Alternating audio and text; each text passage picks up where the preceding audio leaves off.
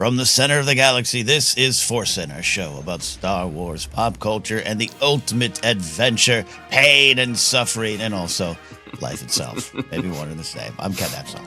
Pain and suffering, we're pretty big themes, but also love and connection and learning your bleeping lesson too, Boots. I'm Joseph Scrimshaw.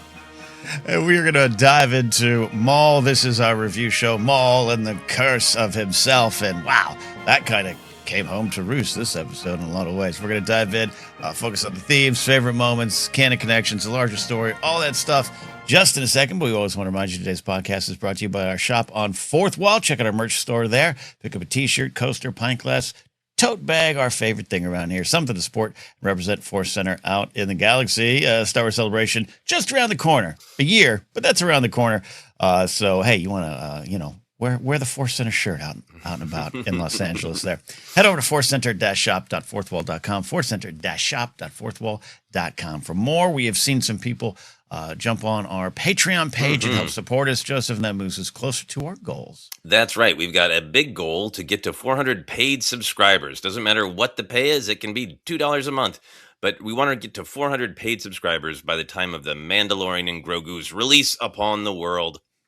This is a good time for us to do a push because of the excitement about Maul. Apparently, big numbers resurging for The Acolyte. And of course, hey, Star Wars returning to the cinemas with Mandalorian and Grogu. That's when we get the most new listeners and the most new friends giving us a shot. So if you also want to join us on Patreon, that would be great. It is a great community of people who have fun and safe conversations about Star Wars on our Discord and call-in shows and sending in questions and all sorts of that. It's a way to access some community, which is good.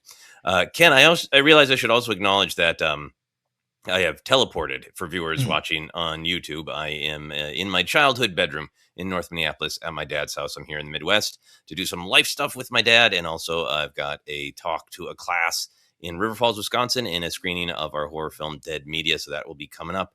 It's a busy time. So I was very happy to make some quality Maul time this morning. Yeah. Not Mall of America, kids. Local reference. There you go. How quick side note. How does it feel? And you've done this before, but how does it feel to be talking about a Star Wars animated series focused on Maul in your childhood bedroom? It's wild because, we've had a lot of fun reflection on like 99 and when we first met Maul and, the 2000s, 2010s when he came back on the Clone Wars. When I moved into this bedroom for the first time, it was 1987 and Star Wars was dead as a doornail, pretty much. That was the same year that I saw the Starlog magazine celebrating the 10th anniversary of Star Wars. And it's the only Starlog magazine I bought, but just like something has Star Wars on it again. Yep. So it is insane to be watching not just, a story about Maul, but the fantastic animation, the fantastic lightsaber fights, the ideas. It's so my mind would have been shattered into a million joyful little pieces to watch this in 1987. Hey, good perspective. We all got to remind ourselves here as we still talk about Star Wars in 2026 with a great series, episode 7 and 8.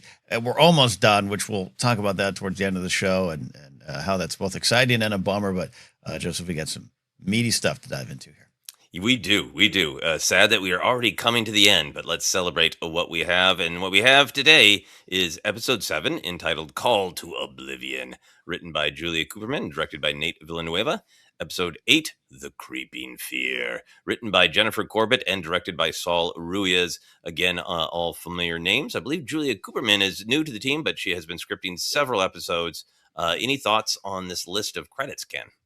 Love it. And we talked about Jennifer Corbett's name last week popping up and excited to have her on. I hadn't been tracking her movements, but I know from after Bad Batch, she had gone to like another show. And so, her name hadn't been brought up much in the Maul Shadow Lord lead up, but happy to have her here. And Julia Cooperman, welcome to the team. Some great episodes written by her already. Yeah, I'd love to see this. That Jennifer Corbett was the head writer for Bad Batch. I believe Matt Maknovitz is the head writer for Maul Shadow Lord. But I love that he's like can't do it without Jennifer. We trust her with these individual scripts. Indeed. So great stuff. Moving on then to our overall reaction, Ken. How did these episodes sit with you? Did you like them, love them? Did you struggle with them? I suspect there'll be some struggling in the community. I really love these episodes. Really, really did. It's got some fascinating stuff in it. We'll talk about Maul's sandstorm of pain and regret. The only thing I struggle with is these two episodes definitely left me wanting more when combined, and they're releasing these episodes in two episode bulks, as we know, and there's a lot of reasons, I'm sure, for that, related to getting it out there, ending it on May 4th, all those kind of things, the business decision side of it, but also just from the story side, that's worked for me because the two episodes each week paired together nicely. These ones had, and it's not even our normal complaint. I know we've talked about the streaming shows and how they're maybe having to be structured. You and I both openly struggled with some of that stuff in the past. Others have as well. But these first two times where I felt like, I definitely want more, which is a good thing.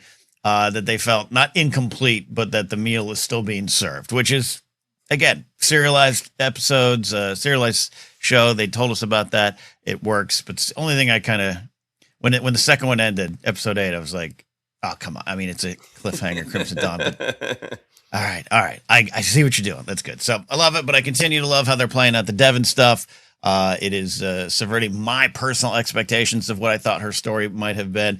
And we'll talk about it in depth, of course. The use of two boots is one of my favorite things in this show. And finally, the tears of Maul. We got to see Maul cry, and that was wonderful.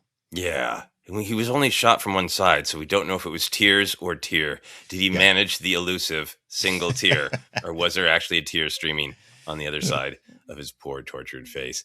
Yeah, I think I had some plot anxiety watching them, but it's a first time only. When I rewatch the show, I will enjoy it. I think a couple things are happening with it. I think for me, there's one shot, maybe more, from trailers that we haven't seen yet. So it's an unfortunate reality of paying a lot of attention to the trailers. So then there's some I don't think we're going to get to that moment, which means that's in the next episodes.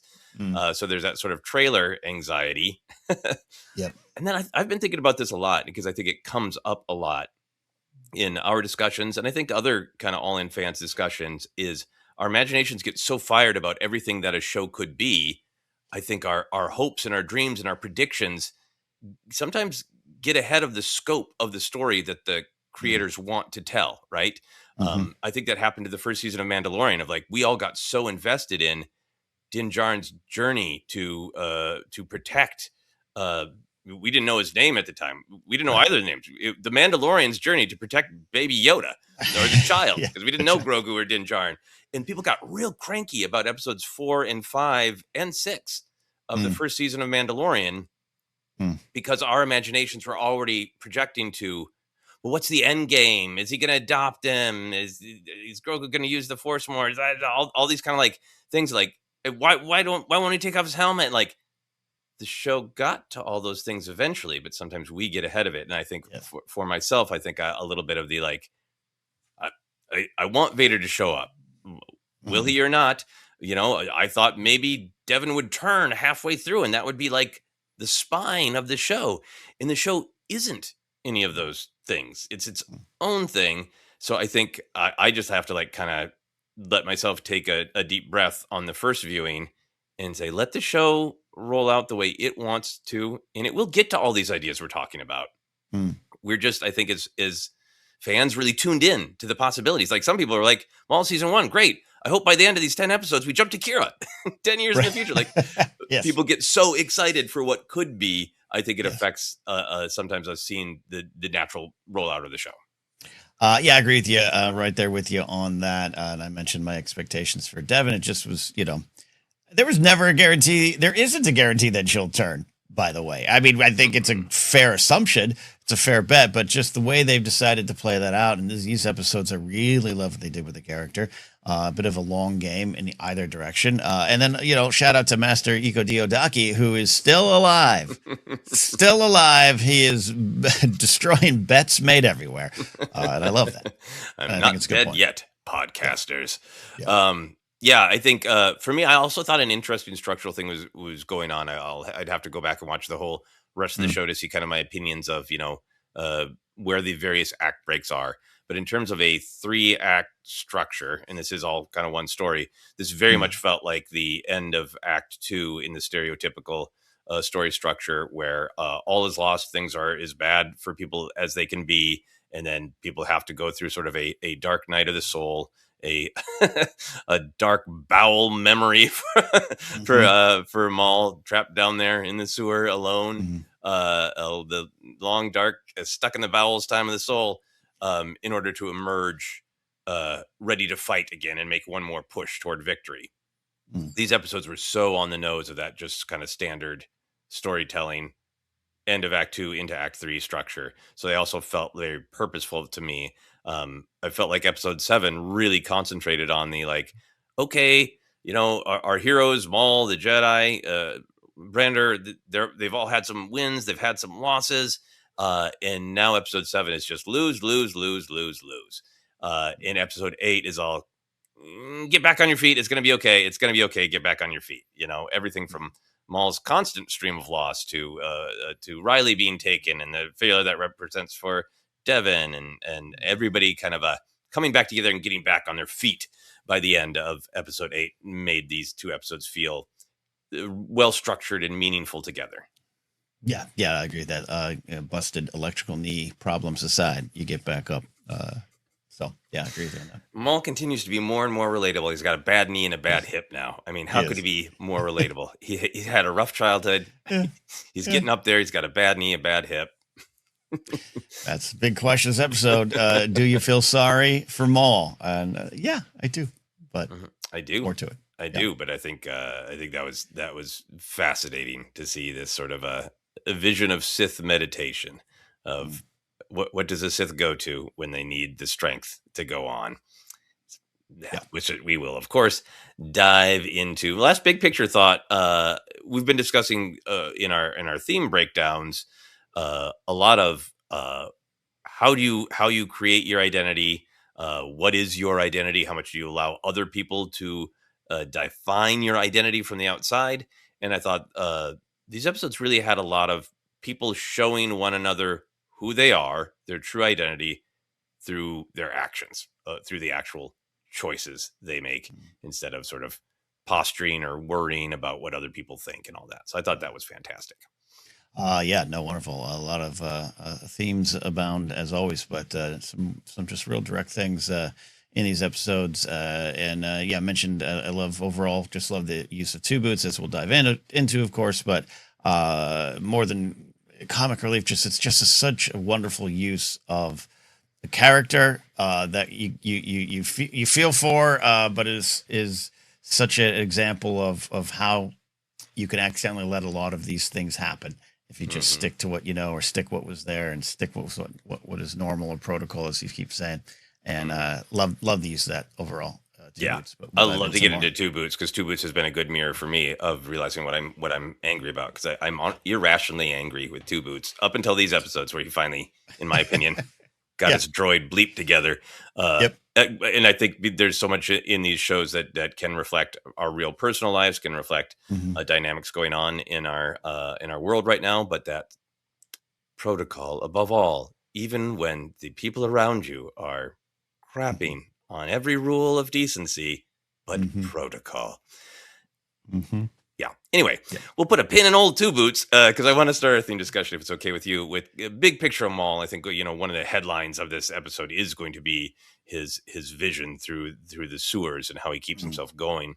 But the theme that really grabbed me right at the beginning of these episodes was this idea of what motivates you.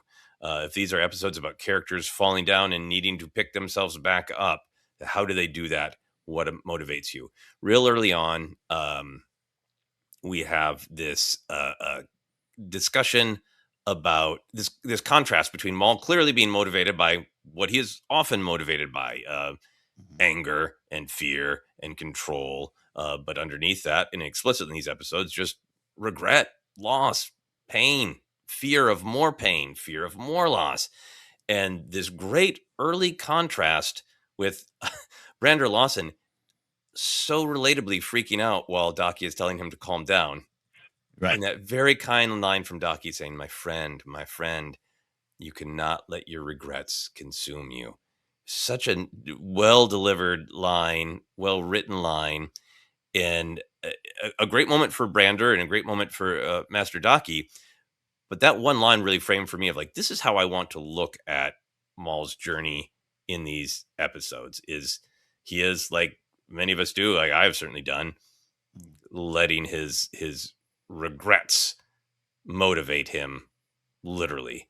I thought his journey through his own past as he stumbled forward was it did make me feel for him, and I'm glad instead of just listing it as facts from Wikipedia, the Mhm. lore of what he lost. He said it a couple times in this show is explicit dialogue. It was so great to be able to see it and feel it, and I Mhm. did empathize with him, and I do Mhm. empathize with him. But then I felt so bad for him to be continuing to make this choice of the only thing that will pick me back up is my rage, my need. I need hate to keep moving. I need to stew on my past to keep moving. Um, and I think a lot of what is going on with him in this show continues to be that what he really wants, what was taken from him, was connection with Mhm. his home, his family, his brother, his mother. Um, and what he wants is that back, but he won't admit that to himself on the surface. I think he wants Devin in an apprentice for Mhm. connection, uh, but he needs to frame it as I need her as an apprentice for my grand plan to get revenge. Um, Yeah. Lots of very interesting things to discuss about Maul, but also the real world. Anger can get you back on your feet, but what happens if you stay there? Mhm. Maul also says some stuff that isn't necessarily about anger that I want to talk to you about, but Mhm. that was my kind of big picture of meditating on Maul's motivations. How did you feel about what was motivating Maul? Yeah, I love you bring up what I think is the theme statement for this chunk of episodes. They don't do them like the Clone Wars, right? Where it was just like, hey, here's the thing, but you could that you cannot let your regrets consume you is absolutely what we're dealing with here. And yeah, it's Maul believing it's not just craving power and needing power. He like believes in this idea of you must have power to defeat your enemies. He's selling that to Devin. It always sounds like a good case, and we'll talk a little bit. There's a moment here where I think where Docky again, he's not wrong. He's just kind of like, all right, yeah. Devin said, Devin makes a good point, which is dangerous to me when Devin makes a good point right now because she's got a lot of things kind of coursing through her brain that are they're on opposite sides of things. But it all comes back to what you're talking about with Maul and how he gets back up. We always connect this to the real world. We always connect this to the own lives. That's kind of why we're here at Force Center weekly to take Star Wars off the screens or out of the screens and put it into our lives. But I think this episode also reminded me of like it's not always one to one. It is sometimes just this big myth, this morality tale. Just I Hmm. can hear Mark Hamill saying that in the Empire of Dreams doc again. I can hear it over and over. And this episode, watching Maul kind of literally crawl through all of this and crawl through his pain and crawl through the fears and crawl through the regret. It reminded me of that. This is presenting options in front of all of us. We are absolutely built by all the pain and suffering and tribulations that come before, but we are defined by our steps forward. And Maul's steps forward in this episode are dangerous. So big Hmm. stuff going on. Yeah, no, I really agree. I think the arc that he has with his uh with himself, the I hate you and splashing away his image is incredibly powerful and Mm-hmm. revealing. Building to that great single tear moment where seems to forgive his young self for his weakness for allowing this to Mm-hmm. happen. That was something I really related to. There are Mm-hmm. some things in my younger life that I wanted to do differently, and sometimes I find myself, you know, slapping my face in the puddle like Maul, mad at Mm-hmm. my younger self for why didn't you do something to get yourself out of this? You know, Mm-hmm. why did you leave past self? Why did you leave me with this baggage? You know, and I know lots of people can relate to those kind of feelings. Mm-hmm. But what I want to ask you about is there's that moment where he's using the anger to keep himself going, but then he seems to sort of forgive his younger self, Mhm. um, and say, "I won't let him do this to anyone else." Mhm. And I think uh, there's a temptation to interpret that as Maul turned a corner and he's Mhm. just a good guy out there Mhm. protecting the kids of the galaxy. And I think this is why we call the show The Curse of Himself. He's like, "Oh, you're almost there." Mhm. You're right. You absolutely should be motivated to stand up and protect young people. Use your power to protect young people from being horribly victimized, like you were. Mhm. But his answer to, "I won't let him do this to anyone else," is not Dockies or Kenobis. It's, "I won't go. I will selflessly go about protecting children." It's even what Asajj comes to Mhm. in her Tales of the Empire Yeah. Bounty Hunters. I can't remember which one, but Yeah. she kind of adopts a kid to Mhm. make sure same thing doesn't happen to them that happened to her. But he immediately gets up with the, "I won't let him do this to anyone else, and I will stop Palpatine by me doing what was done to me to Devin, Mhm. make her a weapon, and Mhm. kill that old MFer." And it's all very Mhm. relatable and understandable, but I think that there's the spirit of, I won't let him do this to anyone else. Does that mean protection and justice, or does that mean vengeance and beating him at his own game?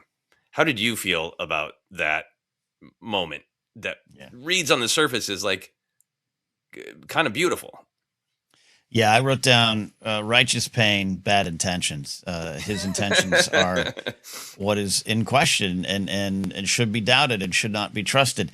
I love that you brought up the moment where he kind of forgives himself. That's big therapy stuff, right? That's Hmm. something we all should go through. If you all haven't out there, therapy number one, maybe, but it's also just the conversation of looking back and trying to protect your younger self through grace and forgiveness. And I'm totally relating to what you're talking about, Joseph, of looking in the mirror and going, "You dummy, you're here because of that." And you can't Hmm. go back, but you can go, you can kind of reprogram in a way. And Maul has this moment where the rewiring could happen. And I mean, we know we're not expecting Maul to suddenly in this show be like, and then I was good for a season. Maul, the shadow of light, like season two, like we know that's not gonna happen. I do We want to see him know. in flowing white robes, though. I return to you now at the turning of the tide. You just woo. I I love maul that. the alabaster. That's amazing.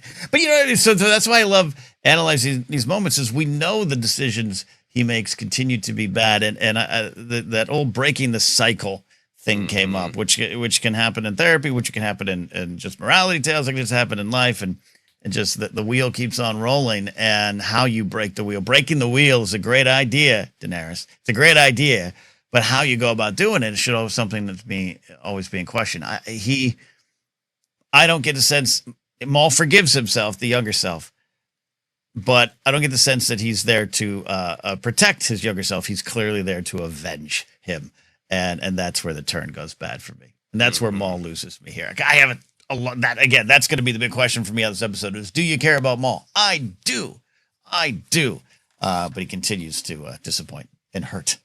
Yeah. No, I so empathize with him, and I Mm-hmm. do care Mm-hmm. about him, and I I want to see him make a better choice. I had a moment of like real, like just pang of pain Mm-hmm. thinking about his final confrontation with Kenobi all these years from now, and going like, I hope you get some happy moments in here, dude. Seriously, Because yeah. this is where you're gonna go. Um, yeah, I also feel like I don't think the show is being heavy-handed about it.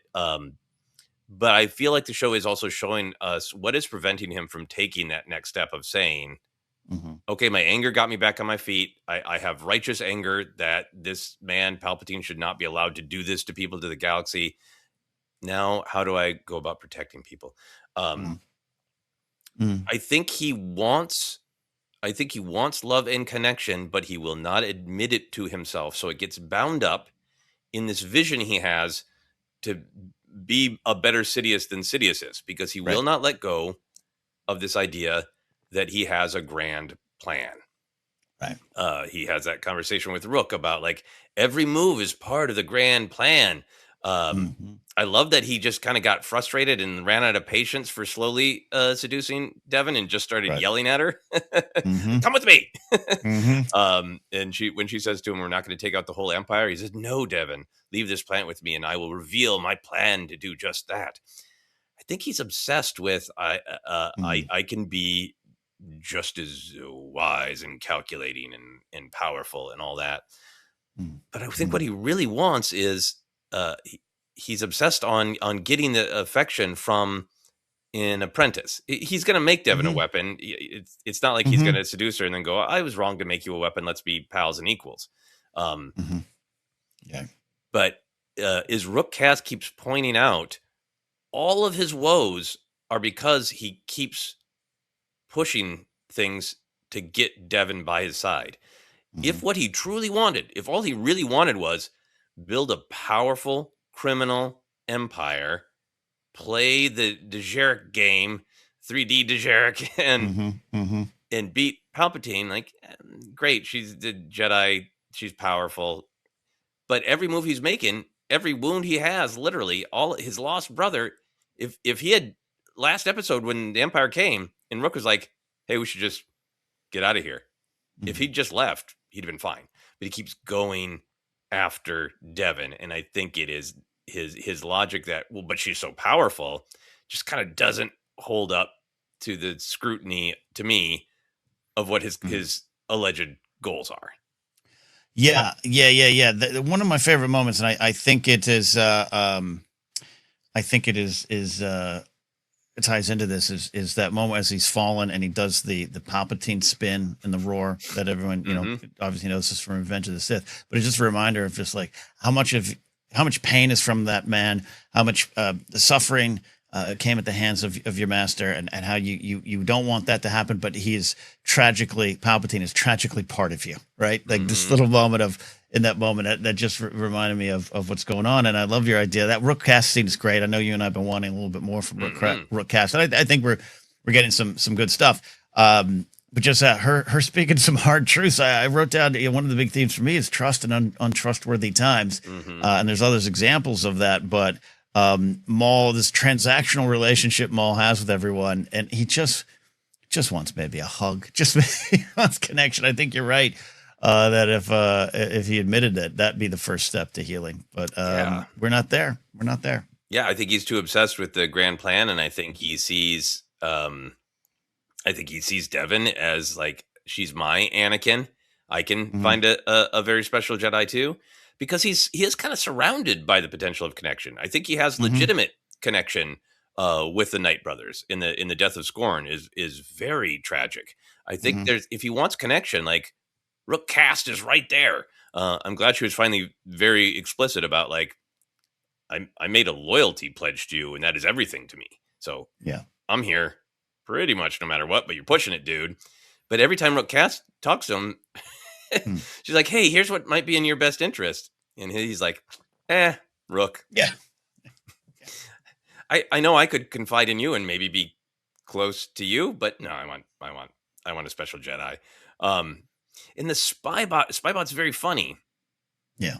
But this moment with Spybot this episode, where when Maul comes back at the beginning of these two episodes, and Spybot says he's back, Maul was worried. How did Spybot get that way? What Spybot loves Maul. Yes. Did Maul program him that way? Did someone else program him that way? Obviously, droids are their programming, but then they can evolve. But like, for a guy who wants love and connection, he's got an evil little droid that loves him. He's got his brothers. He's got this partner, Rook Cast, right by his side who will do anything for him. He's looking at this bounty and going, I want what's over there. That's a great question. I hadn't thought about flashback to him putting a friendship chip in Spybot, or what? Like you said, I imagine droids are got some kind of adaptable learning going on inside them, freaky as it might be, to think of that in even our own world. But yeah, God, that's a great point you make there. I look at Spybot as just a show stealer. Yeah. But yeah, that like, how'd you get like this, little guy? By the way, he's bigger than I thought. Spybot's scale in this episode was more clear. He's a big little dog. But yeah, he is a dog. He's a pet in a lot of ways. That whole like tail wagging, Maul's home. Yeah. Amazing. I hadn't thought about that. Yeah. And He threw me for a Spybot loop. Yeah, I thought he was like a personal nacho plate size, but he is a party platter nacho size. Yes. Yeah. Plate. Excellent. Yes. Yeah. Yes. Yeah. So, just finished talking about a little bit about this idea of what motivates you. I think, obviously we see Maul being motivated by regret, anger, pain. We get that great contrast with, all of our sort of, good guy coded heroes of, the Jedi, motivated by their duty to protect people. Um, Brander, obviously motivated by love for his son, protection of his son. Two Boots eventually comes around. Arena Soul, they're all motivated by connection, love, shared history. They have every reason to be angry and fearful, but they are all making more proactive choices to just protect and be there for one another. And I think that's really supported, by Devin's kind line, to Riley, saying, "Fear is natural. We just can't let it control us." Yeah. I think that was a great contrast to Maul, because I think you can ask, with all of that regret and anger and all that flashing back to the pain that was caused him, going back to Yoda's, the dark side all begins with fear. How much of all of this is just fear of loss and pain, and trying so hard to prevent loss and pain that he is causing it to himself. Yeah, yeah, and the idea of surrender came up a lot with Maul, and this repeating like no surrender. To me, I take that as no surrender means no peace, and there's so much that surrenders is an I give up kind of phrase, and you kind of think that he's doing that, but he still fights, which was a cool move, and I don't think that was wrong on Maul's part in that fight, but it just was, I wrote down the idea of there's no surrender for Maul, only cycles of pain, and if you can kind of surrender yourself to other ideas, ways of thinking, pathways forward, just kind of give up that ego, give up that, what am I holding on to? You might find something better. You might find some sort of peace that does not erase the pain. And that's key here when we're discussing Maul. I don't want anyone to think you or I are saying, just say a prayer or close your eyes and all the stuff that was horrible in your past is gone. No, it's not. It can't be gone.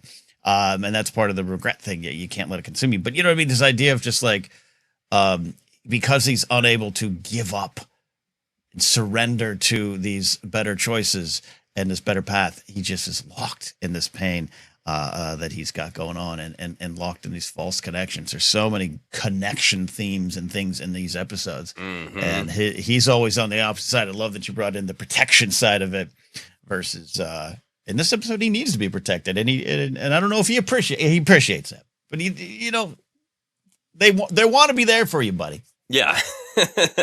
but not always going well. No. Yeah. So one of the other, I think, ways that I thought about this episode is, last episode was a lot about the Empire comes and everything gets shattered, and then everybody sort of realigns, and you get the kind of different alliances going on, and a lot of trust that we talked about last week. And these two episodes really felt like torture tests of alliances, in asking this question of what holds allies together. These two episodes felt like a tale of the dark side and the light. Love that. Maul uses all the standard dark side things to hold alliances together. He attempts to use domination, money, greed, the promise of great reward. When those things don't work, threats of death. Sometimes he uses tea in a soft voice, but always behind that is domination, greed. I'll kill you then. Yeah. Devin is willing to come with him, but clear-headed on why with Riley at the beginning. And he really, it feels like he really sets himself back on his goal to seduce Devin to the dark side. But just getting angry and speed running her seduction it's almost comedy, because we have seen so many great dark side famous hand held out pleading join me, come with me. Mm-hmm. And this one was just like, I don't have time for this. Come with me. Yeah.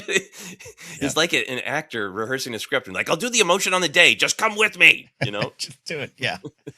And I just thought Mm. that was great. And then of course we see that the tension that's been bubbling with the Mandalorian super commandos Mm. finally break because they only care about credits. Mm. Um, Mm. Maul, I think, also drove Devin away in a way that I think is going to be really fascinating to see if there's what could possibly draw her back. Mm. Uh, we talked a lot about those first two episodes. Maul's beginning seduction of Devin was showing her the possibility of freedom, right? Right. You are locked into a specific way of thinking. What if you look for the crack of the light in not in the front door, but in the back door and use your Mm-hmm. power and free yourself? And we all kind Mm-hmm. of talked about like, oh, that, well, that was actually a good life lesson, good message. And we kept saying like, but he doesn't mean it because he will take your agency away. And he does exactly that. He got Mm-hmm. her all excited about the idea of freedom. He lies to Mm-hmm. her in this episode saying, once we get to my ship, you can leave if you want. And then she's like, okay, I'm going to bounce. And he's Yeah. like, absolutely no. That idea of freedom I told you about, no. And if I wasn't clear enough, I'm going to use the force to physically hold you in place. A horrible violation Mm-hmm. of your agency, using the force to physically hold you in place. That's Sith freedom. That's why we don't listen to end of episode 2 Maul, because Mm-hmm. episode 7 Maul is gonna take it all back. Mm-hmm. Yeah. It's the real deal right there. The real Maul showing up there, or at least the broken version. I love this. The illusion of choice is what's always going on with him and Devin, and it's not even a thematic point, but just I love the time they're taking with the character of Devin. Again, no matter which direction she goes, I think we're assuming safe bet is some sort of turn.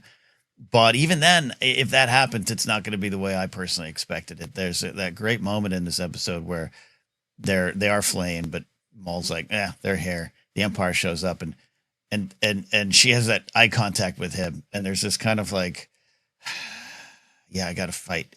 I got to fight with him right now to save ourselves. And then it doesn't work. Riley's captured.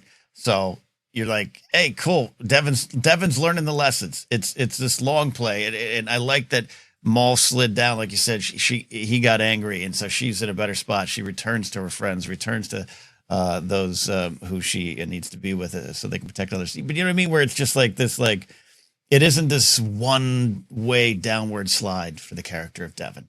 Mm-hmm. It's been up and down, and that allows us to stop and analyze what Maul is really offering her. Like you said, the illusion of choice, the illusion of freedom that he doesn't really believe in for you, maybe himself, because he can't get out. He doesn't have it for himself. He feels it. That goes to the no surrender thing. He feels there's no other way, just this way. Yeah. And I mean, he could be about protection. He could be about like, hey, I mean, he leads the Inquisitors away, but there is no sense that he's like, the most important thing is that we survive. He's furious that the Empire shows up, and it's all aggression, right? And he wants Devin to come with, and there's no sense of, I gotta play everything smart to keep my people safe. It's like, my people are my foot soldiers to protect me, even when they clearly love him, like poor Scorn. So I think that it really stood out to me when I watched the episode the second time how important Devin's choice in that moment was. She makes the eye contact with Maul, and she goes to his side to aggressively fight the Empire. And Riley tries to call her over, like, come over here. And she's like, no, I'm going to choose aggression instead of protection. And then Riley gets taken. And I think she really, I think she really understands, oh, that's the danger of this guy constantly focusing on use your power to fight. And Maul has been right to egg her on to use her power, to use her potential, but that potential has to be to protect people, not to attack and kill because you are angry. And I'm angry. I want it. They're doing a great job with the troopers. I'm like, take them all out. But the fact that she let protection go. Riley got captured. And then she's Mhm. really taken a deep breath, and she's so calm with him and so apologetic with him about Mhm. letting him get captured, and so focused on I let my job was to protect him. That's the whole point. And That's what I I hear. Yep. chose to go to the front lines and stand by Maul. Hmm. Yep. That's what. Yeah. And she learns it, right? Mm-hmm. She learns it. That's why I'm so intrigued by the steps forward with her as a character and where she either slides or climbs. I love that Mm-hmm. it's been, like I said, an up and down. It's been an emotional roller coaster. Great and Mm-hmm. great breakdown of the moment. Yeah, it's really well done in the show, I think. Hmm. So there's this whole idea of what holds allies together that we're talking about, and Maul's using all the standard dark side stuff, and it ain't working out that great for him. Mm. Um, and then I think on the light side, we see a lot of people coming together and coming apart and supporting one another between Mm-hmm. Brander, Riley, Two Boots, Rena, Docky, Devin, like this kind of stew of alliances. Um, and I feel like everything that is keeping those alliances together is the light side stuff. It's connection, Hmm. it's love, it's trust, it's with Two Boots realization of truth. Hmm. um, Hmm. these episodes had a lot to underline the deep connection between Docky and Devin. Master Docky's absolute trust in her, his certainty. He's got the Hmm. great quote: "The connection I Hmm. share with Devin will reunite us." Um, we've seen a lot of Jedi Padawan relationships where the Master Jedi gets a little hung up on worrying about their Padawan, and I love Hmm. how often Docky's like, "She's incredibly well trained and very smart. Go get us a ride." Yep. And certainty of like, Riley will be fine. She'll defend him. She's great. Like he's so certain of her. Hmm. And I feel like it's this really lovely connection. And Hmm. for Devin's side, she has a bunch of quotes about it. Maul says, "You fought well." And she says, "My master's teaching." Hmm. Uh, when she wants to leave and Maul stops her, she says, "You said the choice was ours, and I'm not leaving without my master." Hmm. And even Rook Cast has the like, yeah, I also see her allegiance. It's to her master. Yeah. Yeah. Yeah. Dummy Maul. So I really liked how much in an episode where alliances were breaking down on one side, falling apart, and getting almost stronger on the other, that we saw that deep connection between the two of them. Yeah, yeah. Absolutely love the stuff that you said. Master Docky's become one of my favorite Jedi pretty fast here. I'm Mm-hmm. not rooting for his death to happen soon. I just think it will. But I don't know. He's proven me wrong every week now. Shout out to Dennis Haysbert for just delivering an excellent performance Mm-hmm. in how I don't want to say even muted, but just serene is the Mm-hmm. word. I love the conversation with Lawson, but yeah, in keeping with the theme of I said trust in untrustworthy times. That trust is a big building block for connection and loyalty, and that all those things keep coming up. I love that we said it about Docky just being like, "Hey, my connection will bring her back to me." And here's the thing too: if that doesn't happen, let's say something bad happens on that, which is possible, Mm-hmm. he would be able to move forward, sad, mournful, but he'd move forward as opposed to other Jedi and maybe masters you're talking about that are a little attached, right? That the Mm-hmm. fear of loss would cloud you, right? The fear of losing Devin in any way, shape, or form, death, capture, or otherwise, would keep him from saying, "I trust her," right? Mm-hmm. That's not trust. If you're like, I don't want anything bad to happen to you, so I'm going to keep you here. That it means you don't trust them. Mm-hmm. Don't trust your training that you've given them. Don't trust the connection that it's real. And that's highlighted by not only she'll be back, but also the go get a ship. Yeah. And there's this whole wonderful side mission we'll talk about. It was some Yeah. great stuff. But yeah. She's here. She's going to get a ship, and it's not a magical, mystical. It's going to work out. It's just I trust in her that no matter what happens, it will work out for her. Mm-hmm. And Mm-hmm. we'll see where that happens. We'll see that, or see what happens with her. But there could be setups up for a lot of pain and heartbreak as fans. It is feeling that way Mm-hmm. because she seems to really have her head on her shoulders these episodes and really get recentered. But we know those ideas are banging around in there, and we know that the temptation to anger in the face Mm-hmm. of the horrors of the Empire is great, and the show Yeah. is really making us feel that with poor Mm-hmm. Riley being horrifically interrogated. Confirmation that Clyde's dead. And they just came Yeah. in and killed her. We're being reminded of many of us would have trouble controlling our anger in Devon's shoes, Mm-hmm. Devon's boots. Mm-hmm. There are a bunch of other just kind of little moments between all of these sort of light side coded, in my Mm-hmm. opinion, Yeah. people that were. Some of it was just straightforward, like a father and son love each other, and of course they're going to Sure. do anything for each other. But it is Brander's like all he's thinking about is protect my son, sacrifice. I'll turn myself in. I don't care anything for my son. I love the moment between Brander and Docky, where Brander says, "I worked with one of your kind years ago. It never added up to me what they said about the Jedi being traitors." Mm. And Docky saying, "That means a great deal." Yes. It's so lovely that Yes. Brander continues to be a like, I trust my lived experience. I trust Mm-hmm. people to show me who they are.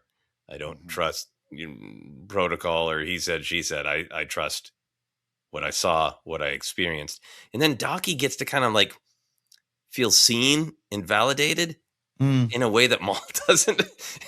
And Yeah. it is like, good for Docky. And it made me feel even worse for Maul. Like nobody's going to say anything nice to him like that this episode. Oh. No, great stuff with Brander.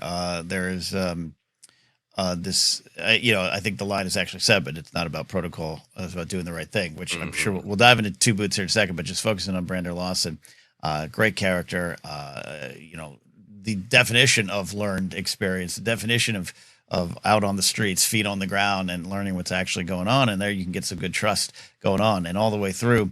Examples of knowing who to trust. Like I like how immediately Riley recognizes Two Boots. Yes, without the boots and some joke, but he immediately, of all the droids that look similar, he's like, that's the one I trust. I feel it. I know it. Brander has that kind of reaction later on. Rena Soul being compromised. Yeah, I think there's a little bit of, when she mentions that planet Qatari or whatever it was, might be like some sort of reference to something in their past. So it's a simple, not a code, but just like, hey, you know what I'm talking about, wink, wink. But he knew to trust her. And then he knew in that moment that she was compromised because he trusted everything about her and it wasn't right. There's just all along the way examples of how to actually build connection and loyalty. And it starts with trust. It starts with knowing, it starts with protecting. Light side coded indeed in this morality tale. Yeah, no, I mean, I think she referenced Catalor, which is the planet Catalar, that that Brander tells Docky in previous week's episodes that they got into trouble there, and I'm only alive because of her, and she's only alive because of me. And we don't know what happened on Catalor, but it's clearly like hey, we went through hell together, and now we are bonded. No matter what the rank we have or what our outside identity is, we know one another. So I thought that was great, and it was one of the only one of a rare fist pumping moments when she blew up the ship. Yeah. Right in Lieutenant Pinchface's grill. I thought that was fantastic. And I thought this was a great episode of seeing the moments where the Empire and the Inquisitors were set back. It was always because of people's bonds of loyalty. Two Boots and Riley escaping. Devon and Docky working together, Rena Soul fighting for Brander. It's all setbacks because they underestimate the powers of loyalty and connection.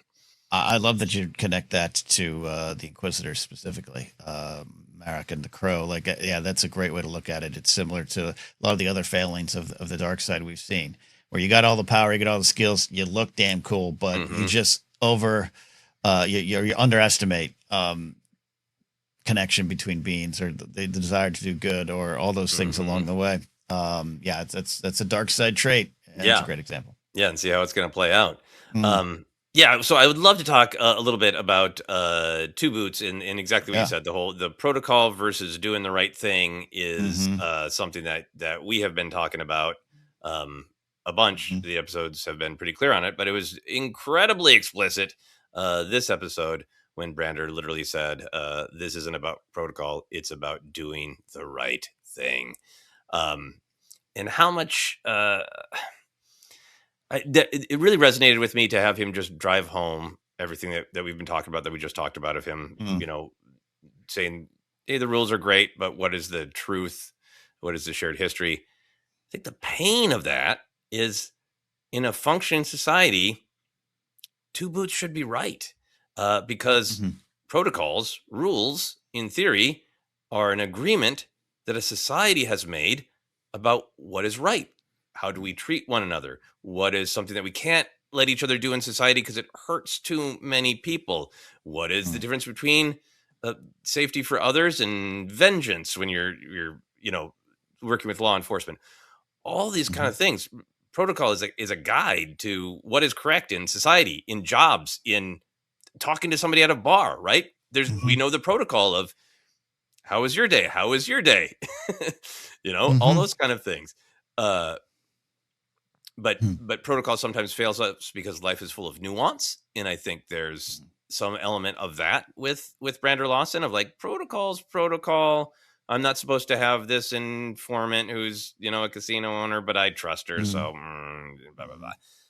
But even more painfully, that this episode makes clear, protocol is useless, because the Empire doesn't believe in it. They pay lip service to it, and they're acting by a different set of rules. And that Mm. interaction between Two Boots and Officer Wade, Mhm. when he says, "Have you blown a circuit?" Yeah. There was never going to be an investigation, aka they're not following protocol, dipshit. Mhm. And even earlier, when he's quoting protocol and Lieutenant Blake, I think, Yep. Finchface. Hmm. Um, so I thought it was particularly painful, because I think it's a perversion of what is great about society, that we can come together and we can make a set of agreed upon values and enshrine them in rules. Mhm. Sometimes Mhm. you got to have a little nuance with them, but then Yeah. something like the Empire comes along and hides behind protocol while doing whatever the hell they want. Yeah. Yeah. I wanted to hear, is that's where your irrational anger at Two Boots comes from, right? I wanted to see if we could break that down, but I Uh, think you did. Sorry, I'm just gonna rip the band-aid off and be explicitly political, Okay. and explicitly irrelevant, because it's the thing that's on my mind right now. Yeah. Um, the I have respect for the office of presidency. The presidency, the man in it, deserves no respect. He is a monster and a criminal. Um, in the fact that so much of society wants to treat this monster uh, with the protocol respect. The interview that just came out as we're recording this Mm. yesterday, where he's asked legitimate questions by a reporter. He breaks Mhm. all protocol of being polite, and it says ridiculous, horrible things to her, and then she still plays the protocol game of, well, thank you for attending the dinner, and thank you for speaking with me. Thank you for interrupting me and insulting me Mm. in the most gross and disgusting manner possible. I don't want society and protocol to break down. I don't want it to be because a loud, awful, ugly person has polluted our every waking moment with his bile. I don't want us Mhm. to all act in bile, but we don't need to cling to the protocols assuming good faith. And that's what Two Boots has been doing. Is Mhm. a fascist monsters came to town, and he has been giving them the assumption of following protocols. Mhm. And he has been propping up the Empire by being the second actor in their masquerade that they are about protocol and order, while they Mhm. just send monsters in the sewers to kill people and Mm. lock people in their homes. These episodes start with the everything is locked down, so we can Mhm. just march through the streets looking Mhm. for Jedi and kill and smash and destroy, but protocol. I understand some folks want to come from Star Wars for a break from reality, but I think sometimes this is our show, and I want to be honest. Yeah. No. I asked for that reason. I wanted to get to it. Yeah, I think that's what I love about the use of Two Boots as a character. He represents a lot of things what you're talking about there for me as well, but also the people in our lives that I don't even say cling to the protocol. They've functioned underneath it. They've survived and thrived under protocol, and I've had no reason to question it because it just works. And again, nuance, all those things we can throw out in the punditry world. But you're right about like the rules, the agreements. We don't do that. There is that stuff, but there's this big picture that I think Two Boots and the rise of the Empire, or the arrival of the Empire in this series represent, which is. I've had nothing but trust for this because I didn't know I shouldn't. It's worked for me. I'm approaching it with good faith. Hell, I called them here, and isn't this great? We got help, we got protection, we got resources, all these things that are great. And it's not what's happening. And there's a lot of folks in my life who are Two Boots, and they haven't had their boots yanked off yet. Yeah. And it does get frustrating where it's just like, can you see the truth? I understand why you feel that 250 years of this system shouldn't have been questioned. It should have maybe along the way, but that's a different conversation. But you are here because it's been going smooth, and that protocol has worked out for you. But it's not anymore. And then they came for the boots, right? Like, and I think he's funny, he's sweet in a way. There's comedy of that's not the way to do it, and there's some great lines. It's played well, but I think it's Two Boots is a pretty powerful representation of things and folks that are kind of going about it the wrong way in society. And that's why I love the use of this character. I'm with you too. Get your bleep together, Two Boots, and he does. And he did this episode, and I don't fault him. He knows protocol, and it's worked in the past, and everything's changed around him. And I love thinking about emotional intelligence of it's especially if the rules generally work for you. Oh God, there's safety in rules, right? I don't have to have anxiety. I have a rule that tells me exactly what to do now. And sometimes when people like playing board games of like, it's rules right in front of us. We have to sit around and wonder about who talks next because there's a rule book. Rules can be great. But when the evidence began to pile up, and I love the line last week when Brander's just like, you're so smart, but you just don't get it. And I think it is about droids have emotions. He clearly has emotions. He's like a member of the family. He and Brander are partners. Riley is clearly like a nephew to him. But he just can't connect it until these episodes, when he sees what's happening to Riley, when he sees that the Empire is not following protocol, and that great exchange to drive it home at the end, when he does bring Riley out and isn't going to take Brander. Right. And he says to Brander, "How did you know it was me? I'm not wearing my boots." And Brander's great partner, "I know it was you any day." That was like, okay, the Empire can violate you. They can take away the surface of your identity. But there is so much in these episodes that's about, who are you? You're not who other people say you are. You're not even necessarily what's in your press release. You are your actions. And that felt like a strong, like, Two Boots, I would know it was you because I know you, but also like, you brought me my son. Yeah. And I know that's who you are. I know you were struggling to get there, but I know that's who you are, is you were never going to let anything bad happen to Riley. Yeah, and it played out nicely. I think the use of the communicator as this telltale heart beneath the floor of that's a great observation. Just every time it ringed, he's like, I've got to do something different. Yep. that's real pain and suffering in front of me that I'm not used to. Yeah, so I love it. Yeah. No. Again, it was.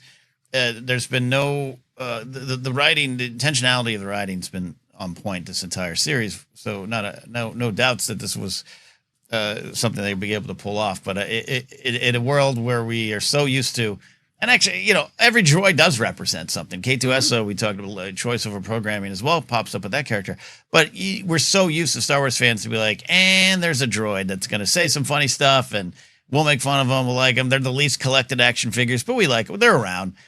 They all have great purpose. Spybot's character purpose. He Mhm. raises big questions about Maul all the time. But Two Boots is becoming one of my favorite droids because of what he hasn't done, but now because of what he did do.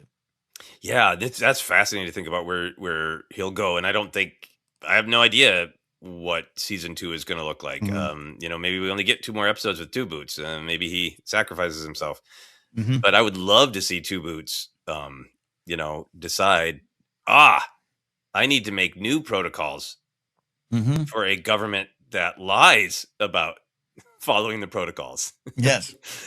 How do you uh, keep to yourself and keep some honor? What are your protocols for keeping your honor when you're being attacked by somebody with no honor? Yeah, exactly. What are the protocols for when the protocols go wrong? If you need to look at it like that, Two Boots, let's rewire those protocols. I love that. Love um, that. yeah, in terms of this bigger idea of like doing the right thing and following protocol, we talked about in those early episodes. They really framed that with the Jedi are struggling with that too. Of like, how do we exist in this new Mm-hmm. world? And they keep struggling with it. Daki has that moment where he has the instinct to leave because he feels like their presence are making things worse. Mm-hmm. And I think Devin is really uh, pushing to protect Riley.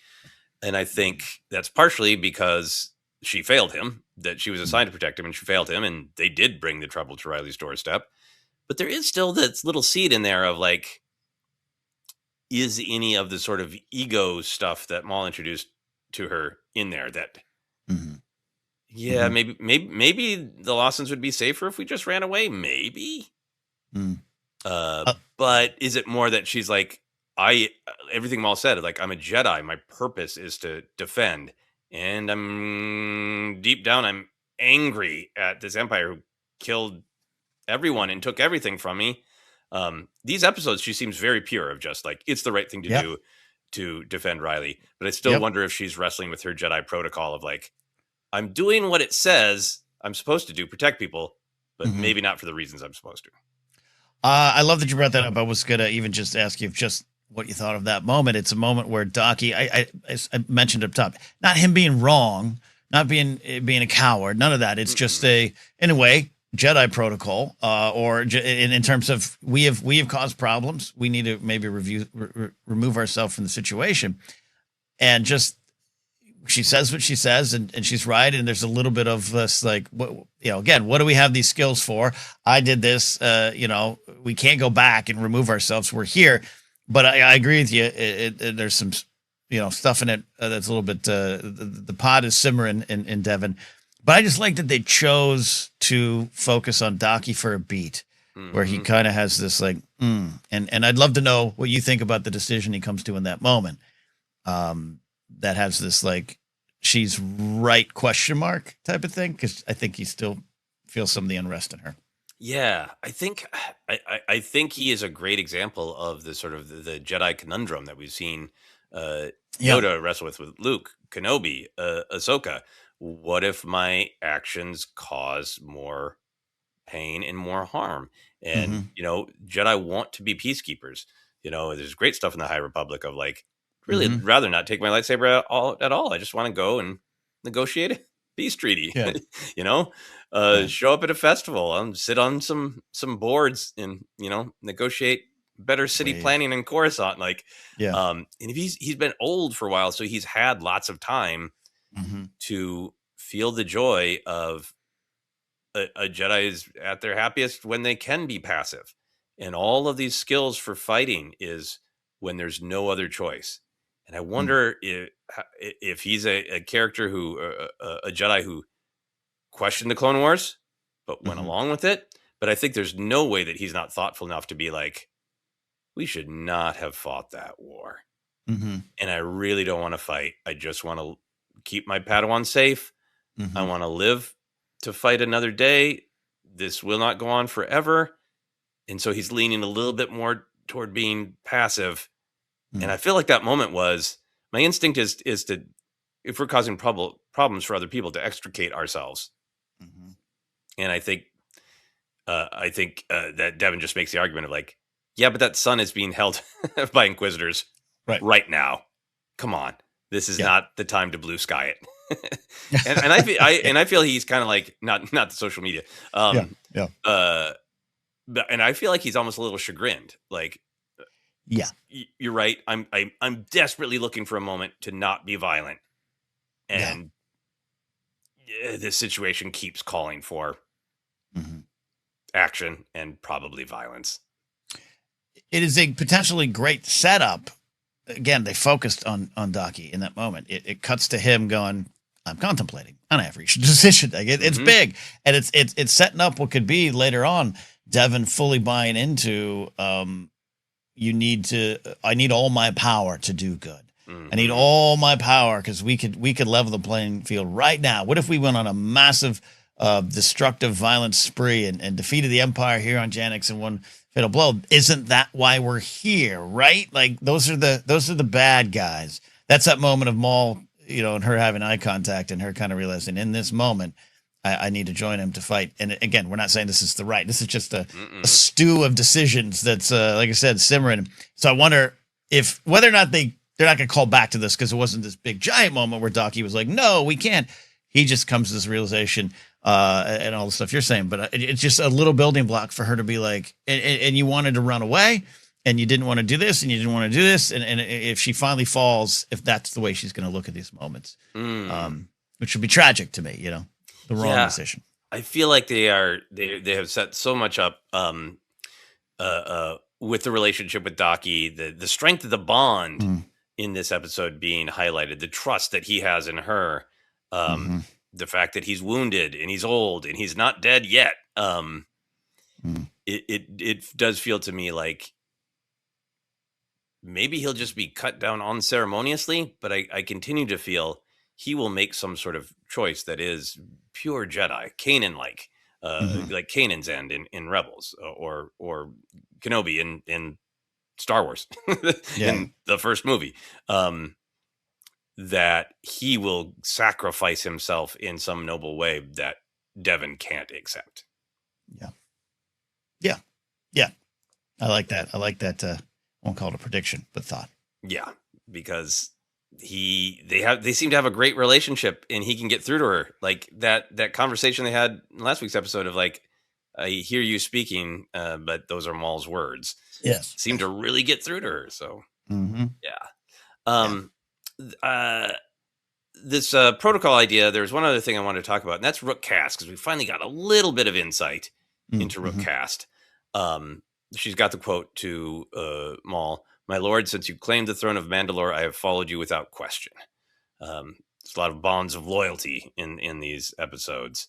And then as the conversation goes on, and she's like, "Hey, the mercenaries aren't about loyalty. You do actually have to pay them." And it segues into talking about, he doesn't want to leave because he got this plan for Devin. And she's like, "Well, she is attached to her master." And he says, "Allegiances can be broken." And she's like, "Yeah." And I felt like Maul was not hearing it, but I felt like what she was trying to tell him was like, you're pushing me real hard, dude, real hard. So it seems like what she's saying out loud is she is with Maul because of protocol, because of her version of protocol, her version of Mandalorian Death Watch honor, that he killed Pre Vizsla and he claimed the title of Mandalore. And I believe it doesn't. She must be somebody who believes it's more a creed than a than a race. Do you think that she is with him just because that this creed is deep down and he is the leader of Mandalore, or do you think that there's something else connecting her to him? There could be. I'm not saying tension in some romantic sense, but you feel it between them, and maybe, I don't know, but I think there is at this point a choice to stay with him that might change, right? Which is what she keeps hitting at and what a lot of us keep thinking is going to happen. But I love that it's absolutely right. It's a protocol it's a Mandalorian protocol here. And we've seen that play out with protocol and masks and helmets and what he did. Like, and they're thick with it and maybe the best of ways. So I think that's definitely how it started, but as the actual connection she might've formed with him, I think is not complicating it. I think the protocol's complicated it. I think she's getting to the point of she probably maybe would have left 2 weeks ago, but no, she can't, because that's the kind of vibe you get when she talks to the commandos. She gets with them. She understands that this is what she tells Maul. Look, I told them to leave their money behind, but we can't keep doing that. Mm-hmm. They are not here for you like I am. If anything, they're maybe here for me in some kind of sliding upward scale of loyalty protocol. So yeah, I think it was a wonderful moment with her. That speaks to our big theme as well. And I want more, but we'll see what happens with her. I don't. My bets on her surviving her, or not surviving, I should say, are high. Yeah, no, I feel like almost everybody has a target on him.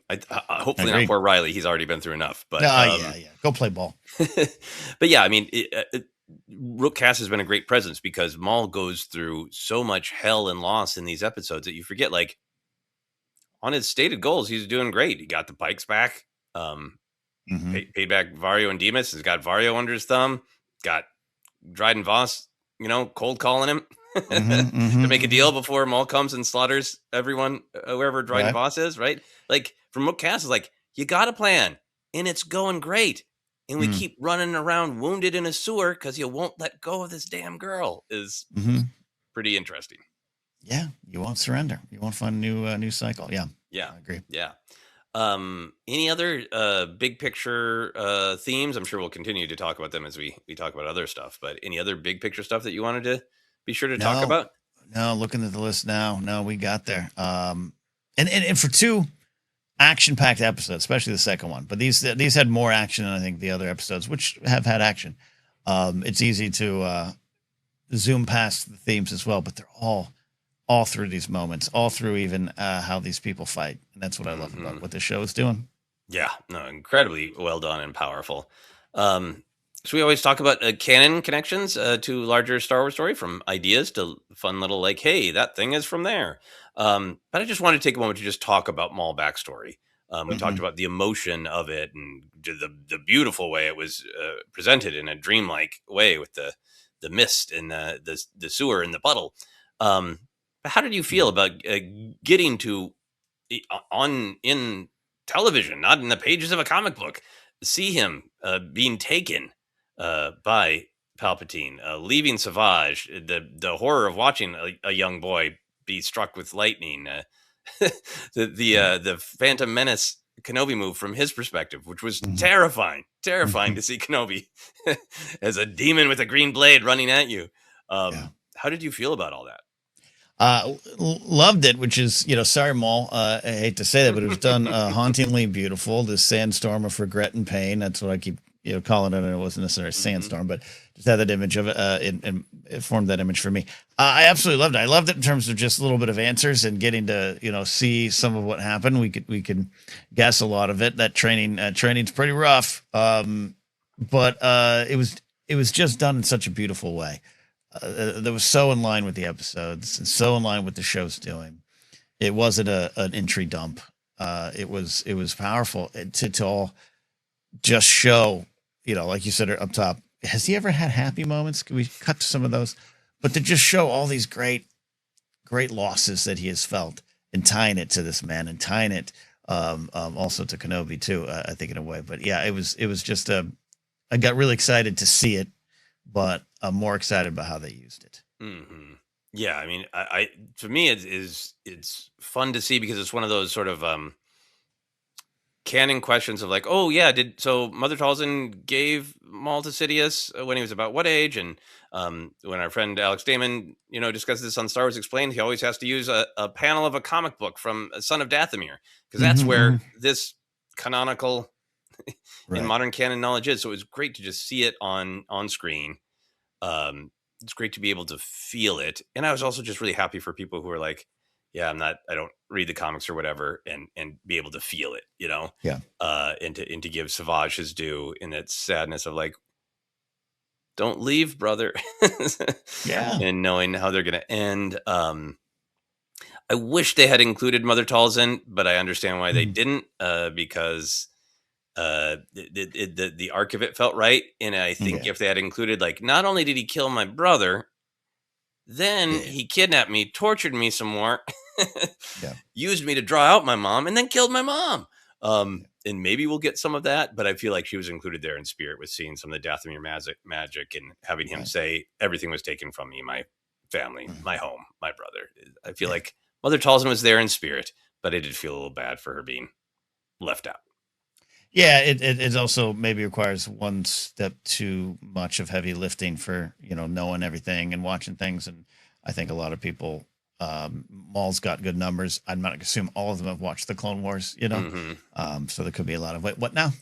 Yeah. Yeah, and that's all who's that in witch? the Son of Dathomir comic again, which, like, if Maul keeps being successful, I hope that we could just do a flashback. It's got a cast, it's got, all sorts of connecting threads. Yeah. Along these lines, talking about Maul's backstory, there was one line in this show that I wanted to ask you about. Early on, when in the first of these two episodes, when Devin asks him about his master, Maul says, his betrayal was devastating, but it is not the deepest wound he would inflict on me. Maul says lots of just kind of cryptic, angry things, but that one stuck. What do you think the deepest wound he would inflict is he talking about? I took it as some real, I don't know, like it just robbing him of his life force, not even his life, but his energy. I took it as emotional damage versus something specific. And I don't know if you have anything in mind. I just took it as more Maul being very melodramatic about his pain. No, that's what I did too, of just like his self-worth. I kind of feel like, the back and forth make you feel powerful, make you feel like nothing. I think, when he sees his own reflection and slaps it and says, I hate you. I think maybe that's what he's getting at, of like, I can't get up in the morning without thinking about that man and without questioning my worth. And I have to do all this, Yeah, no, yeah, absolutely. It's like, it's one thing that the horrible things he did, but it's the way he left me, here I am. Yeah. Yeah. All right. So moving on to happier things. I don't know. Here comes Dryden. Dryden Voss from the feature film Solo.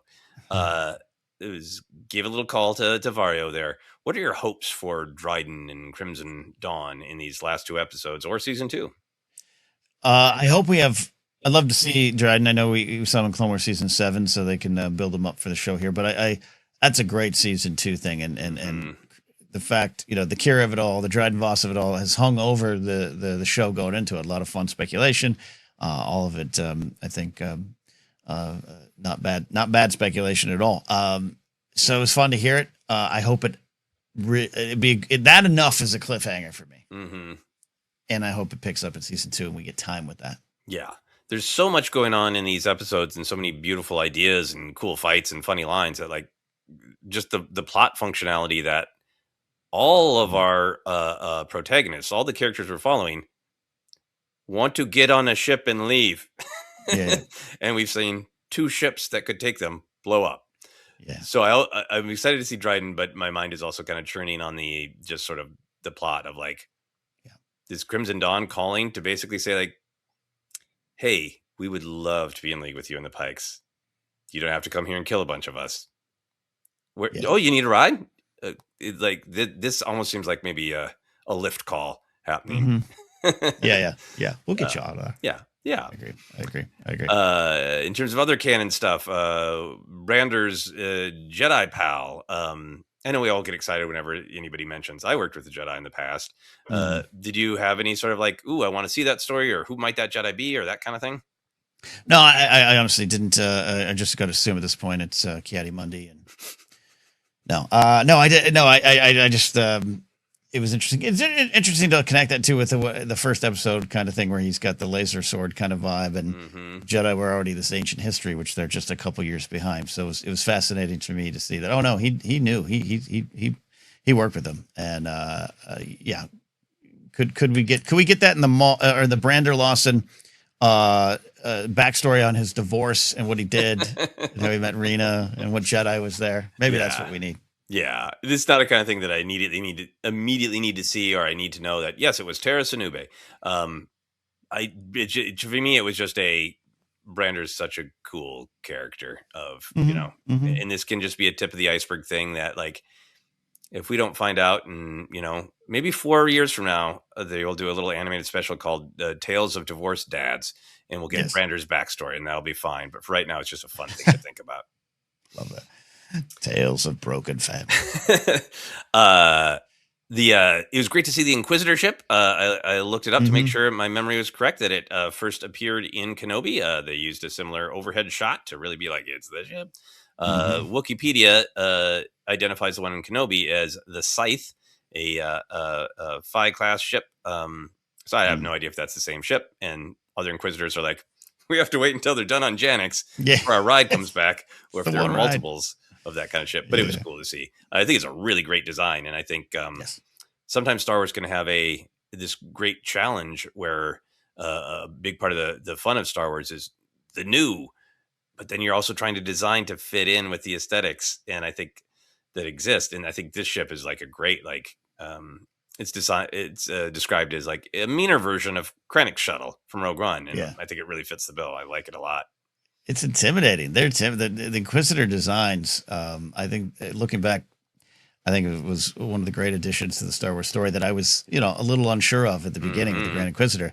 But in fact, they all have their own looks. But they're all kind of in the same genre. And then these ships, it's definitely Star Wars cool.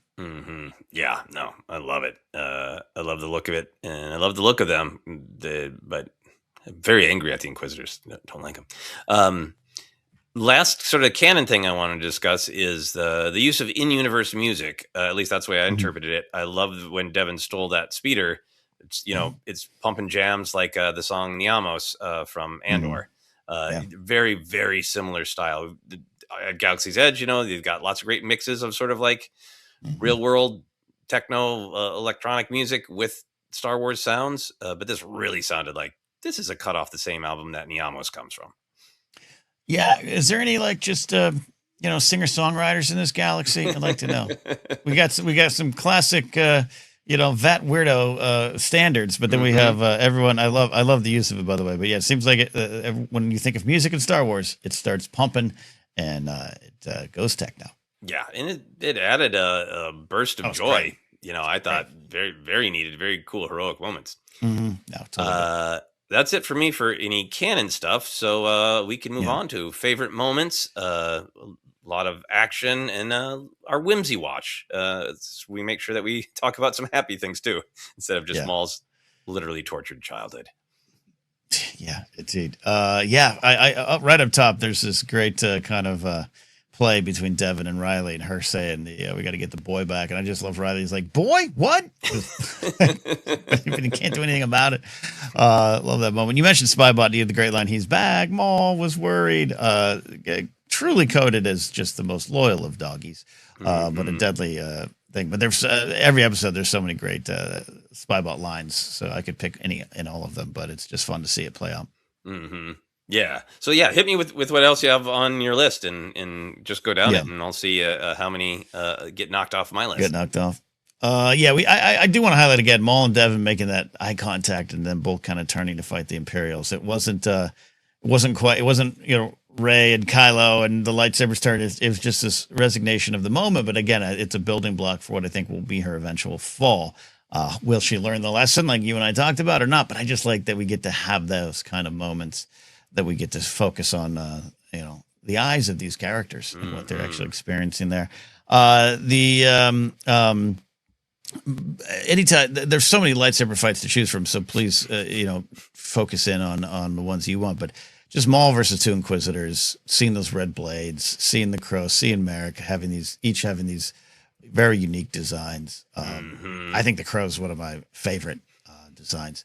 But to see them having that fight in what I call the pit of regrets, it's one of those moments where you're like, I like being a Star Wars fan. This is part of it too. It's the playground magic of it all. And a couple, God, I maybe wrote too much. Just two little moments. The death of Kebris, the Mandalorian, is pure comedy. Yeah. Oh no, less than just the way it was. All the missiles were already being fired, and then it was to me like a rare moment of the Empire actually hitting a target. And I'm not making a stormtrooper misses jokes, but that is there. And there's a lot of times during the firefight where I'm like, both parties are just standing in front of each other shooting like it's the Revolutionary War, and they don't know how to duck and hide. They all should be dead. They all should be dead. But I like that moment there. And then just we talk about the protocol of two boots. That also comes with some politeness and saying "duck, please" to Riley as he then stuns the troopers is on my list. That was great, and seeing him kind of spring into action was great. That is a fantastic list. Yeah. And the final one, because we talked about some of the other ones, and I want to give you some space, but I did just write down the sounds of Star Wars, and that is the moment that Walker is stomping around, and that classic sound of and then the speeders, and no matter the speeder, you got a sound, that for me just not only just takes me back to '83, but just anytime it shows up, I just love that we have these very known and familiar sounds of Star Wars. We always get new sounds coming in. There's a lot of always room for something new, but it just feels like you're home. When you hear an Imperial Walker stamping around, you're like, oh, I feel peace. I feel like a kid again. Mm-hmm. Yeah, I mean, it's really fun to hear them because there is, anybody who loves Star Wars, there is the connection, but they're so effective in terms of just making you feel like just a machine. All this machinery has dropped into this thriving city, and now it's empty. And there's just, beasts clunking around and speeders screaming through the streets. It's really oppressive. And I think the same thing with the action. I thought the same thing with you of I didn't think of the Revolutionary War, but like the guys cover. But the stormtroopers are not being portrayed as crack shots or well-trained people who can handle a Mandalorian or, Lou DiVario could dunk on 7 of them probably, right? Yeah. But the way it's depicting them and the kind of endless, overwhelming numbers of them is just great sense of this is why the Empire can't be fought, because there's just so many of them. Yeah. Just keep showing up. Yep, I agree. Yeah. So that was great. For me, one just animation shot that I wanted to point out. There's a moment in the first of these 2 episodes where Lieutenant Blake, Pinchface, is in the wind, keeping his cap on. Which there's many things in this series that just seems like them showing off what they can do, because I kind of feel like caps probably used to be season 1. I don't think a cap could move. I don't think a lock of hair could move. Like that's part of their head. It's like an action figure. It's glued on. So there's a little like, look what we can do. We can make his cap move in the wind. It's just The Crow has those moments too. His cape and then his necklace. It's great. Look what we can do. Hurrah! Lots of jittering. Yeah, I wrote down a decent amount of action lines. So I'll blow through them. But one of my very favorites. This is also a moment of connection and coordination between Docky and Devin, when he's kind of like, "Hey, do the thing," and she's like, "Got it," and spins sideways so he can use the Force to attack the speeder bike dudes, but throwing one of the speeder bikes up into the ship. Yeah. Oh, Master Docky. Yeah. Be still my heart. And also just like the team is doing such a good job. There's so many little moments, from the way a stormtrooper groans when they get shot to their head, like to being sure to be like, okay, let's not just have like, there'll be the standard Force moves. There's lots of Force pushes and people kicking each other in the gut during lightsaber fights, but just moments of detail and cleverness, from the trooper sandwich last week to the bike to the ship today. Fascinating. Great stuff. Great. I did really like the action moment of the Inquisitors kind of taking it to Maul. The beauty of that waterfall location. There's a shot of Merrick kind of behind the waterfall, which also felt like another animation moment of like, look what we can do. You got wind and water, and those glowing blades behind it. I felt Maul's pain because I want him to just take both those Inquisitors out. So the moment of the Emperor wants you dead in the great tough guy line of likewise before bringing the ceiling crashing down was fantastic. Yeah, great moment. I love people falling from high places. So my number one Spybot moment for this episode was grabbing a trooper and dropping him into the abyss with a bye-bye.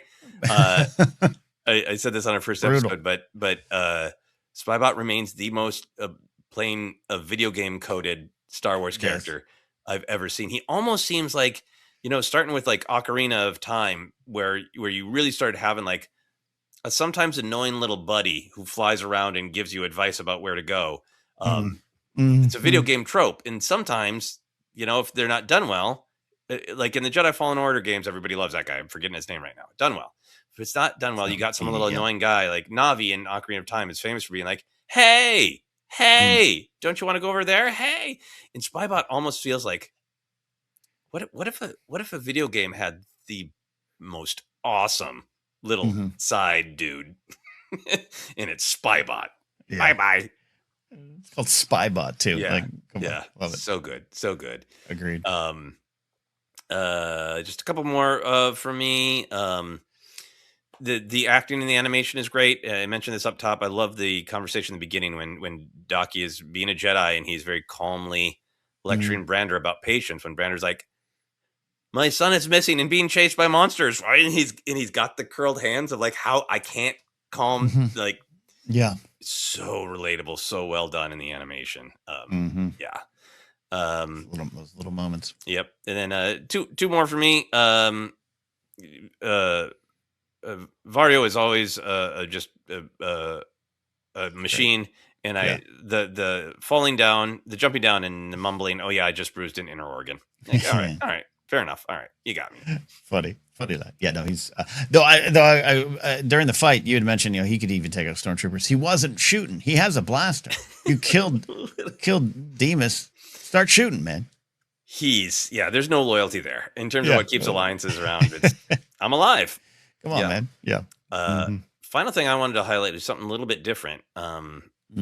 We talked about the titles. I love the titles. I love how much they're embracing pulp. There's so much history in a lot of the titles, including this one. The Creeping Fear is got ties to all heavy metal Mhm. songs and Lovecraft things.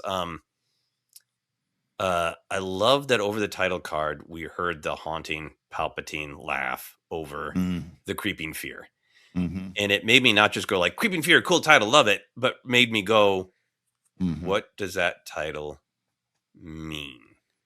And it really made me think about Maul not just being obsessed with regret or anger or vengeance, but that all of this comes back to fear. And that Mhm. sound of Palpatine is, the original trauma of loss and pain and the fear of it happening again. So I thought that was really well done and just great to hear that Palpatine cackle over that meaningful title that isn't just a fun pulp nod. It's meaningful. Yeah, the shadow of Palpatine hangs over everything Maul does, and so much of the show and the series and the franchise, and I love it. And just to have the thought of like, let's add that to the opening. Let's pull in these little things that we're all familiar with Palpatine. It's always fun to have Grandpappy Palpatine around.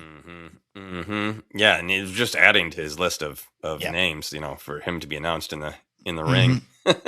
Yep. Former Yep. Supreme Chancellor, now Emperor, the Phantom Menace, the Creeping Fear, Mm-hmm. Chief Palpatine. Yeah. All right, we could go on and on about favorite moments, but I want to talk about any questions or concerns. We talked a little bit at the top about sort of a plot anxiety about how much story would we get in Mhm. these episodes because we're enjoying it so much. Was there anything else that you wrestled with?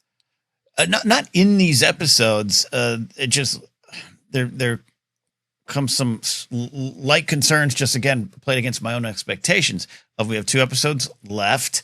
Who knows how long they'll be, and they ends on May 4th. Let's go out with a big Star Wars bang. It could be really cool.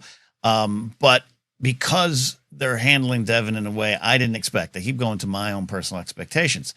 I'm so glad this is why you have artists making these things and not just typing them into a computer and getting spitting out story.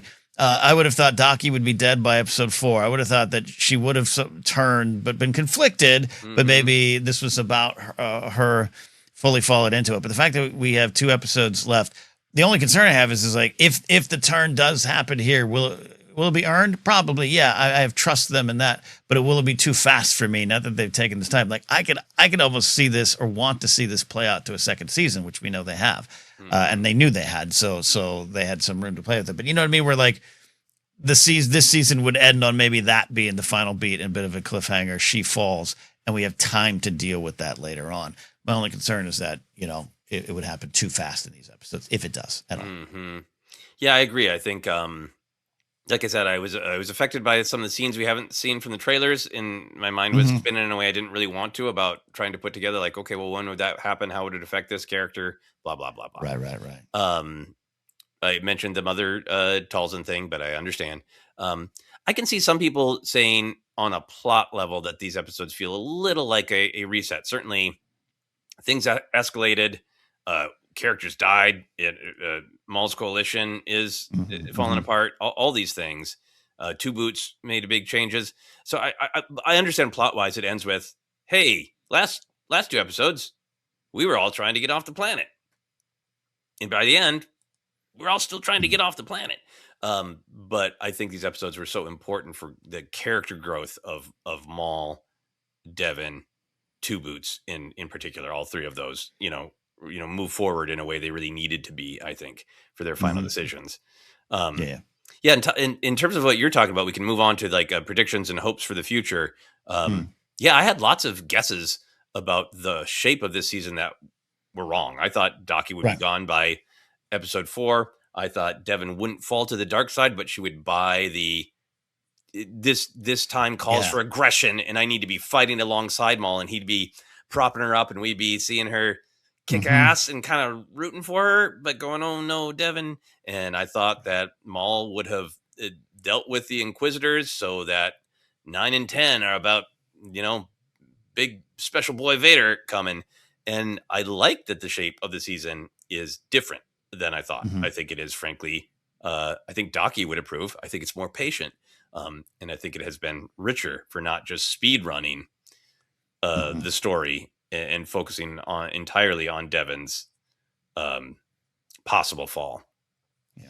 So where I'm left at for predictions is I'm in the same thing with you of like Devin's fate, because I feel like the only thing that might break her would be the death of Daki, and not just him dying, but the nature in which he dies. If he dies in a way that makes her more susceptible to feeling like,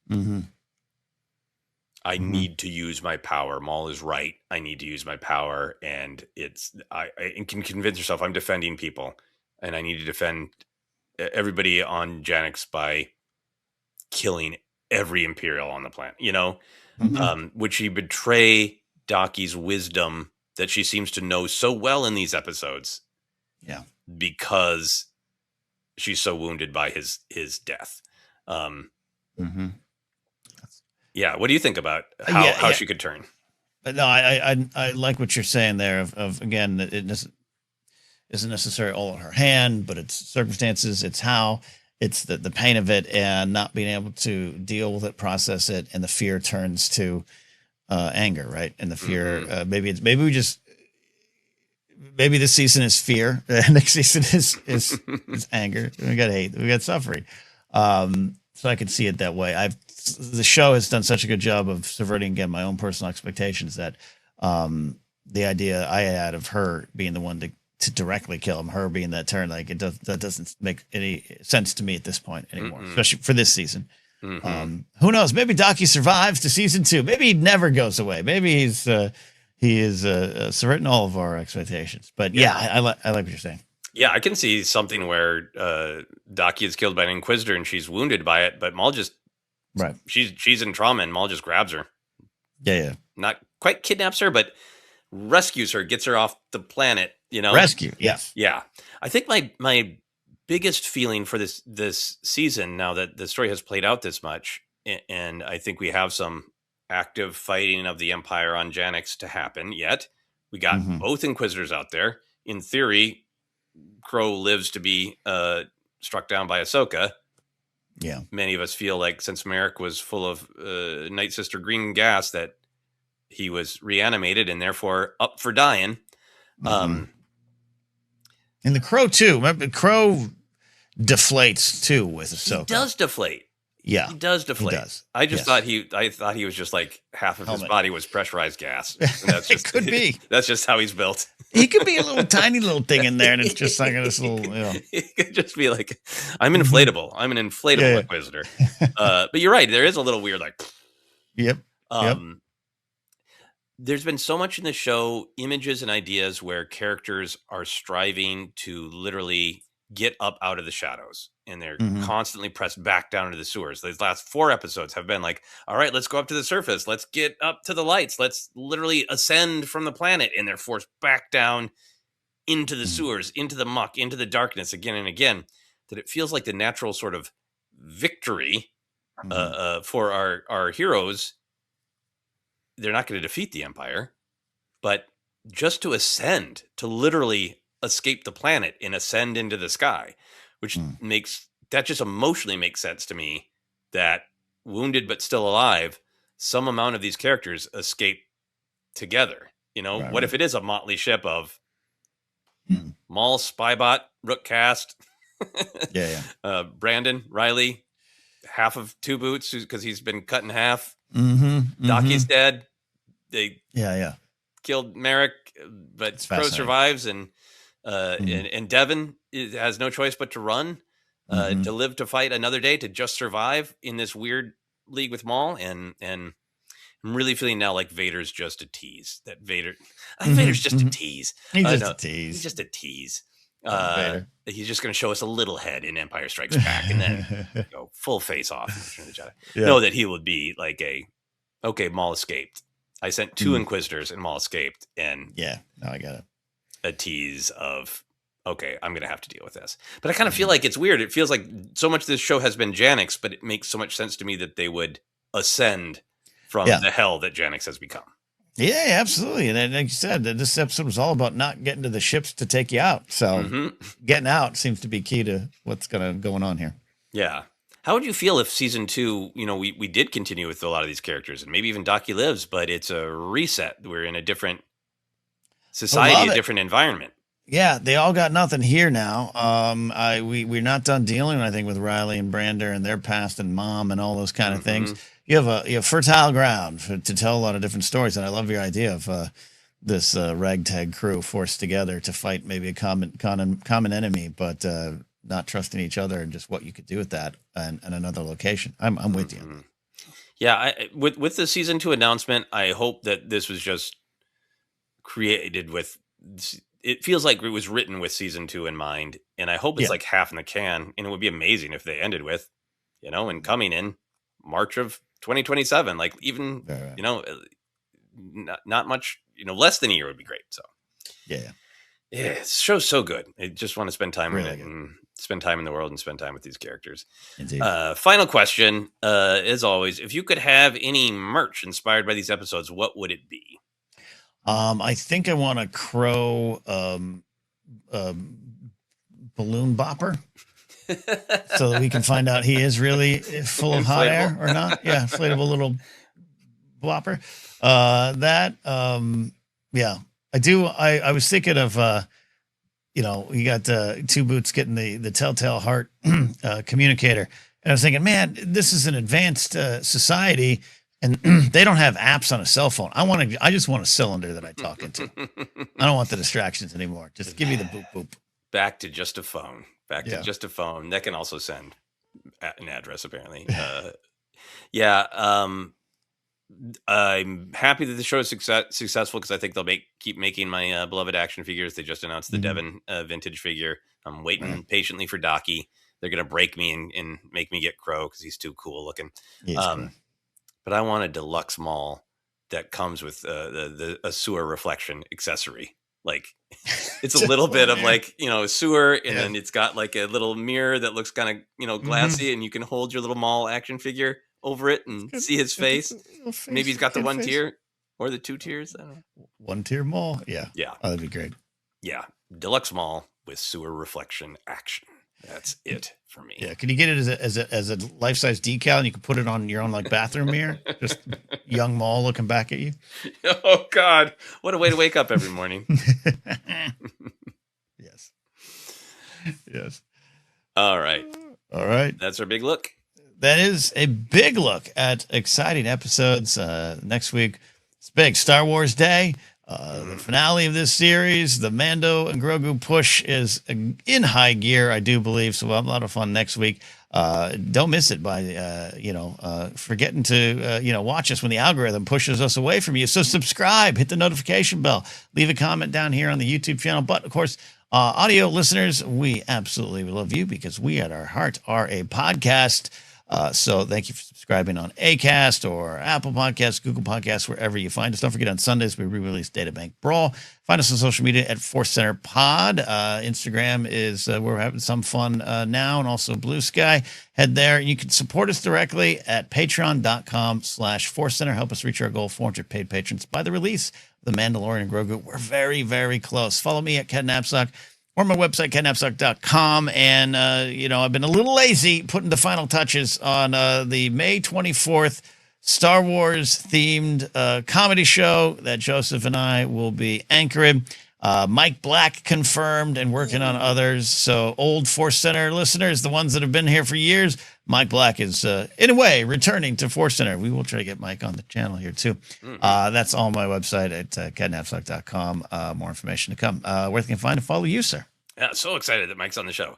Yes. Yeah, you can find me on all the social media. At Joseph Scrimshaw is my handle everywhere. And if you want to check out my YouTube page, that would be great. I'm trying to grow there. I just released a short film called Victim 7, starring my friend Jessica Fenton, who is a phenomenal actor.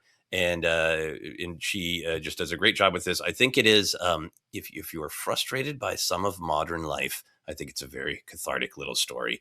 So it's doing pretty well on YouTube, but we could use more likes and comments and dinging things and whatever you need to do. Go ding a thing on my YouTube page. Thank you all. That's it for me. That's it for Joseph. That's it for me. And that's it for Maul. We'll see you all next week and next time here on ForceCenter.